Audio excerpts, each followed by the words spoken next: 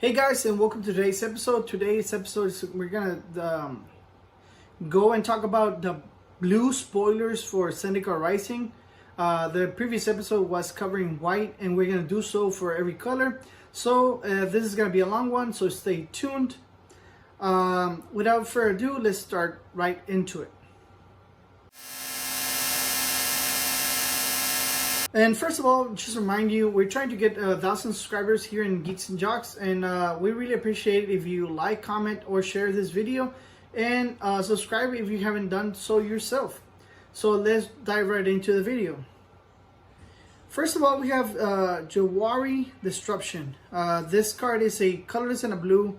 It's an instant uncommon counter target spell unless its controller pays 1 colorless.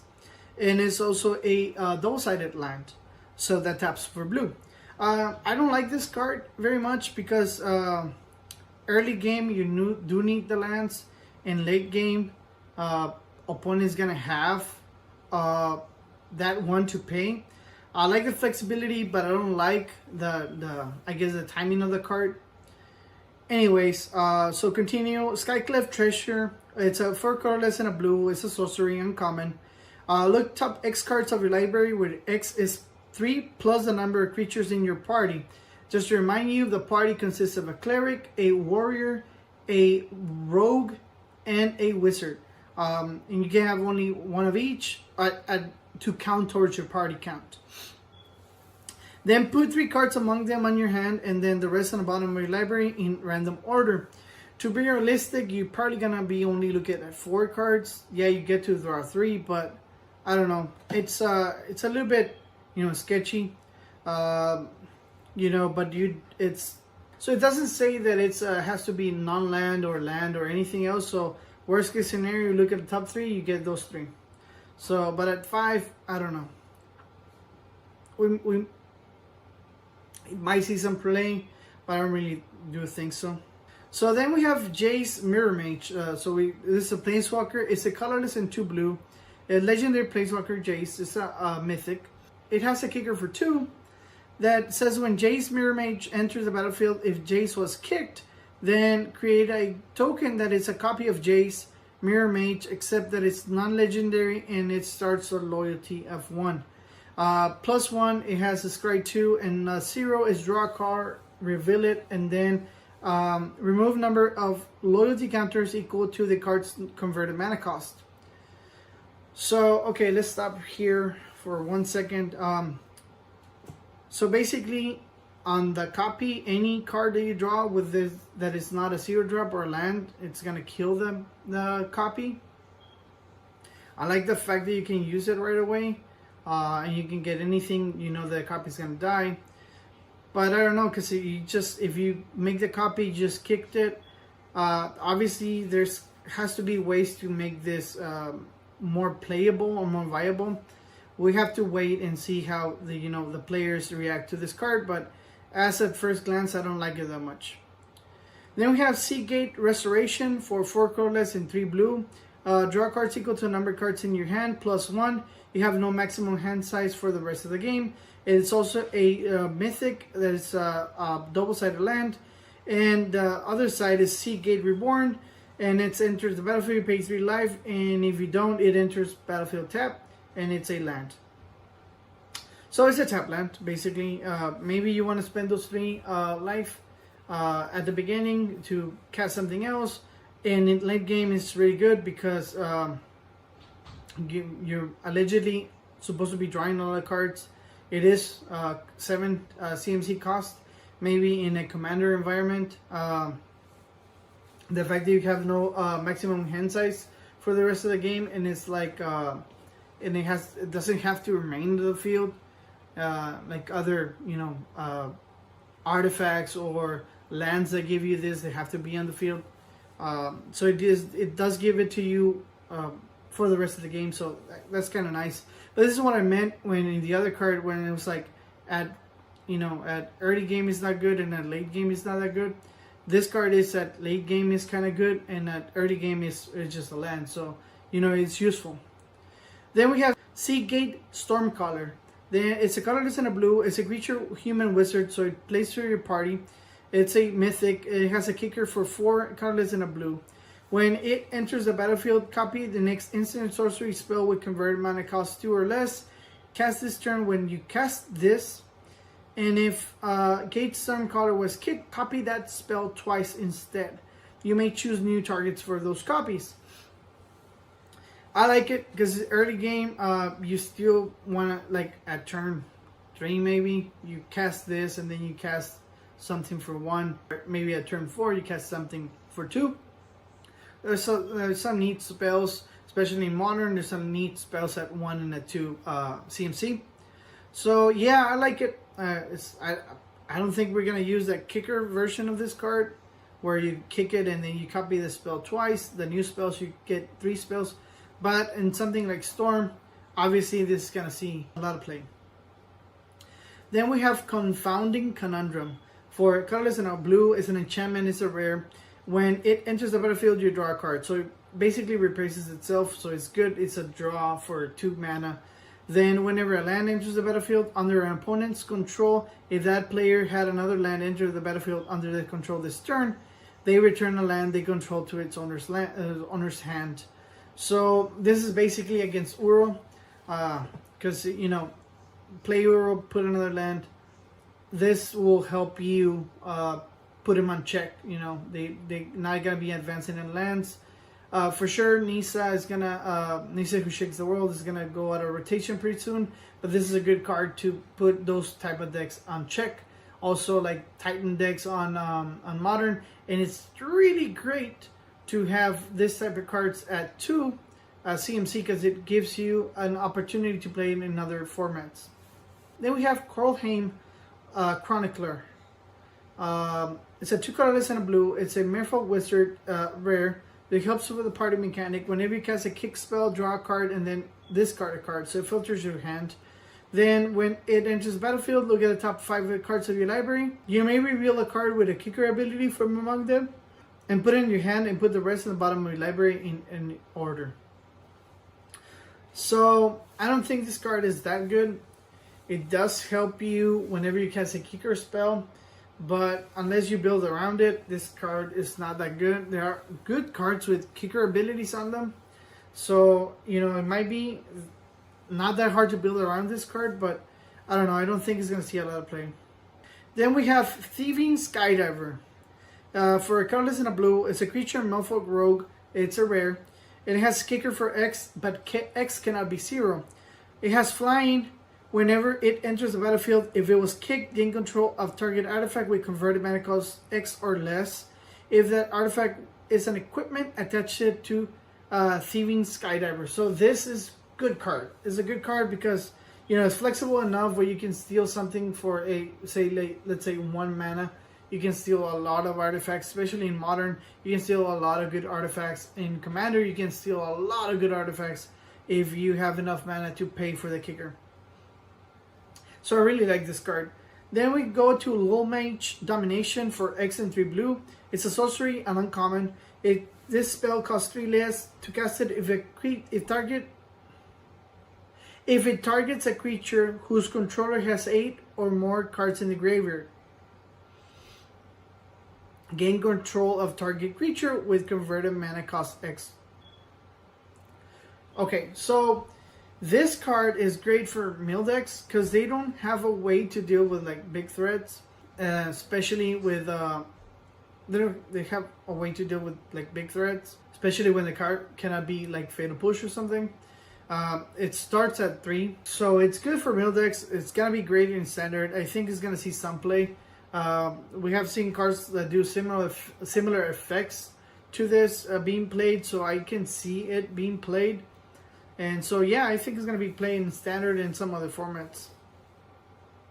Then we have Merfolk Falconer for 3 colorless and 2 blue. It's a Merfolk Wizard, so it plays to your party mechanic. Flying. It has whenever you cast a kick spell, scry 2. So it's a 4/4. I don't like this card. It's just too expensive. At turn 5, you want to be doing something else, not starting to scry cards and look for other cards. I think at turn 5 you need to be doing something that tilts the game your way. So no, I don't like this card. Then we have Merfolk Windrobber. For 1 blue, it's a Merfolk Rogue, uncommon, so it has flying. And when it deals combat damage to a player, that player mills a card. And you may sacrifice this card, draw a card, activate this ability only if an opponent has 8 or more cards in the graveyard. I don't like this card. Maybe in limited you start swinging at turn 2, but regardless, the fact that it's a 1/1, it does have evasion, but the fact that it's a 1/1, I think it dies to a lot of stuff. And the fact you cannot sacrifice it right away, like attack, maybe like something like haste, or turn 2 attack and then sacrifice it. I don't know. I don't see the utility on this card. It might see some play, but I don't think so. Then we go into Ruin Crab. For 1 blue, it's a crab. It's an uncommon. It has landfall, and when land comes into play under your control, each opponent mills 3 cards. So it's great because it says each opponent, so it might see some play in Commander. I don't really think so, but some people may play it just for shenanigans.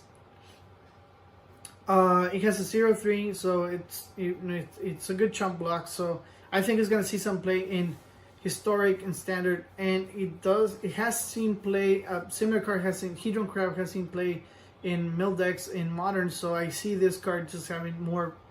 It's gonna see some play in Modern as well, and especially in those mill decks. Then we have Sure-Footed Infiltrator. For 3 colors and a blue, tap another rogue you control. This card can be blocked this turn. Whenever it deals combat damage to a player, draw a card. Turn 4, maybe in limited, but I don't see this card having any play in Standard just because of the high cost, and then you have to start attacking. So it's turn 5 before you start drawing cards. Maybe it was a 2-drop. Yeah, we'll see that. Has good stats, but not for a 4-drop, especially since it itself doesn't have this card can be blocked. So yeah, I don't think so. I don't think it's gonna see any play. Then we have Umara Wizard and Umara Skyfalls. This is a dual or double-sided card that is a land. The land side enters tap, and it taps for blue, and then the creature side it's a 4 and a blue, and it's a Merfolk Wizard, uncommon. It helps you with your party. Whenever you cast an instant, sorcery, or wizard spell, Umara Wizards gains flying until the end of the turn. Its stats is 4 and 3 for power and toughness. No, I don't think so, because it starts stacking at turn 6. At best it's a land, and it's a land that enters tapped, so it's not that good. I don't think it's going to see any play. It doesn't have flying itself, so it even fails at that, but it might see some play on limited. Wind Rider Wizard for 2 colorless and a blue. It's a human wizard, so it helps you win a party. It's an uncommon. It has flying, and whenever you cast an instant, sorcery, or wizard spell, you may draw a card, and if you do, discard a card. So basically, it's gonna help you, filter your hand. It's a 3. It's not a 2. It would have been amazing at 2, but at the same time, it's an uncommon. So yeah, I like this card. It might see some play. Maybe in one of those instant and sorcery heavy decks. If you draw more, you activate more abilities. So yeah, I like this card. Definitely unlimited. We'll see if it sees place on Constructed. Specifically in Standard, I don't see it going to Historic. They have way more better cards in Historic, and obviously in Modern also. Then I have Anti-Cognition. Anti-Cognition is a colorless and a blue. It's an instant. Counter target creature or planeswalker spell unless its controller pays 2. And if an opponent has 8 or more cards in the graveyard, instead counter that spell, then scry 2.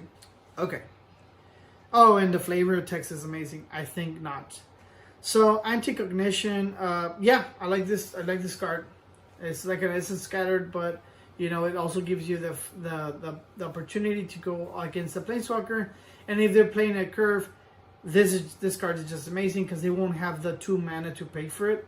And at turn 4, turn 5, when they're casting their big planeswalkers, you may also have the opportunity to scry 2, so it's a little plus there. I like it. It's a common, so it might see even playing Pauper decks, and I really liked it. Then we have Bubble Snare for 1 blue. It's an enchantment aura, kicker 2 and a blue.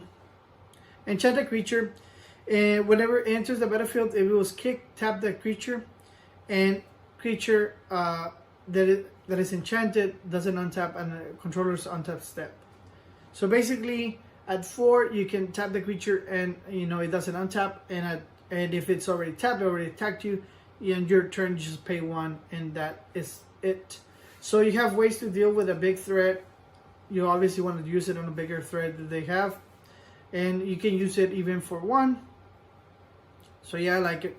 I like this card. The fact that it's a common is okay, and I think it's gonna see some play.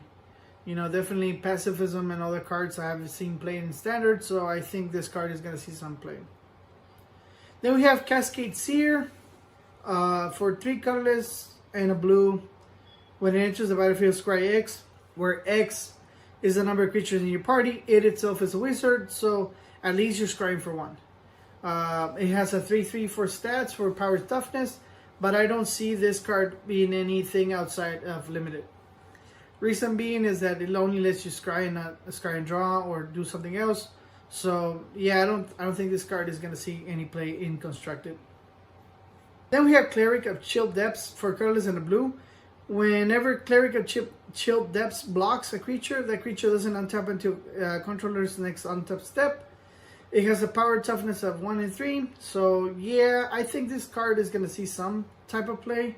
Because worst case scenario, you obviously you're gonna use it as chump block, and you gain 2 turns because you chump block. If they don't have trample, they wasted that turn, and then they're tapped for the next turn. So you effectively stop your opponent for at least 2 turns, specifically on 1 creature, right?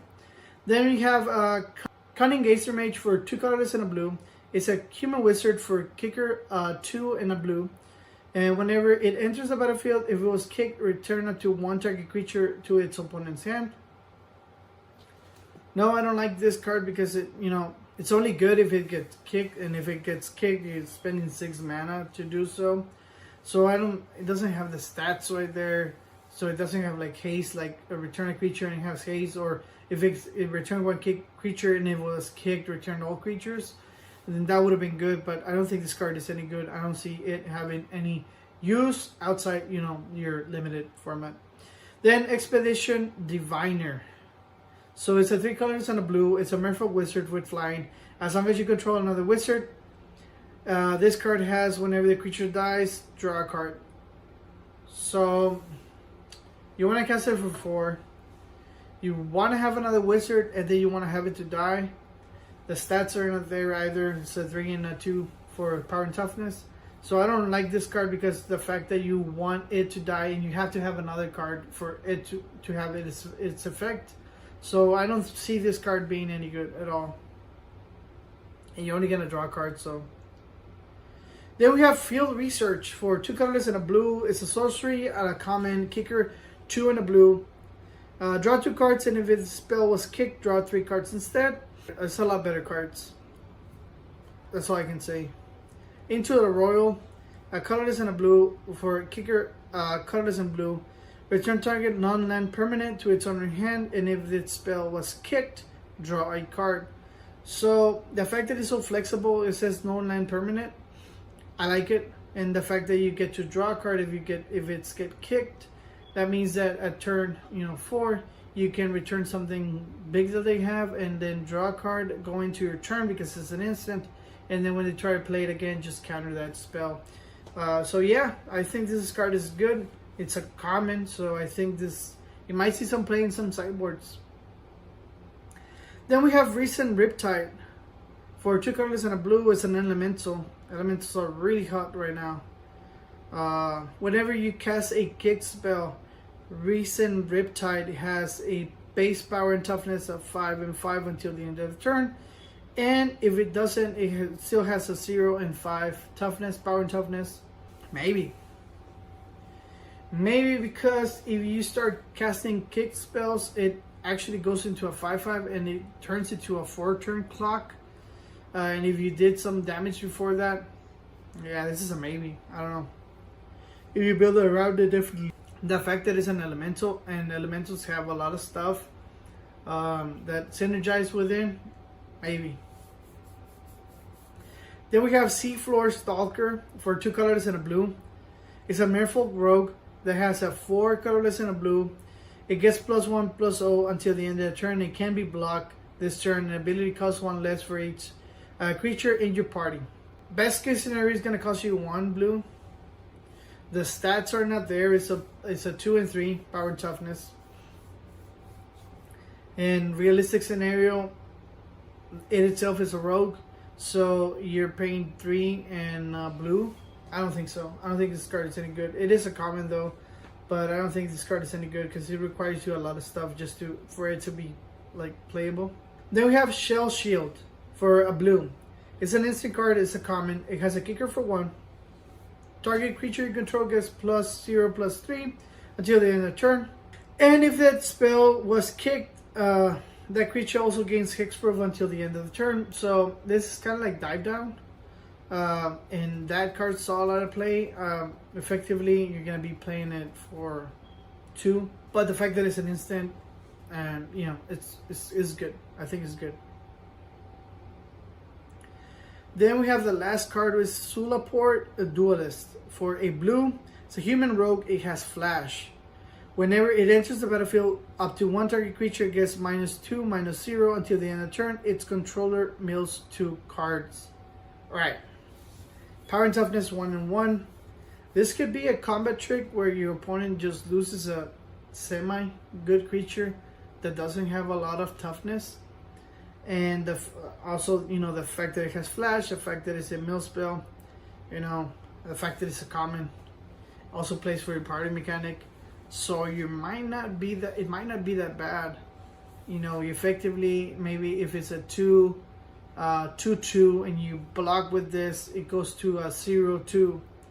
You know, they don't lose a creature, but you also block them and just mill them some cards. You don't lose your creature. So it's a nice trick. So it might see some play, man. It might, but we'll see. So this concludes the blue portion of it. The rest of our cards are just showcase promos and just full art promos. So this concludes the blue side of the blue part of Zendikar Rising. Make sure to watch all the other videos if you're interested in this particular set. That being said, that's it for today's video. Links are going to be in the description of this video for the other colors. And also just reminding you that this video was brought to you by Dex and by Game Inc. Links are in the description of this video. Also, reminding you that we want to get to 1,000 subscribers. Anything, if you want to like, comment, or share this video, anything helps. If you haven't subscribed yourself, please do so. That would be amazing. And that's it for today's video, and thank you for sticking around.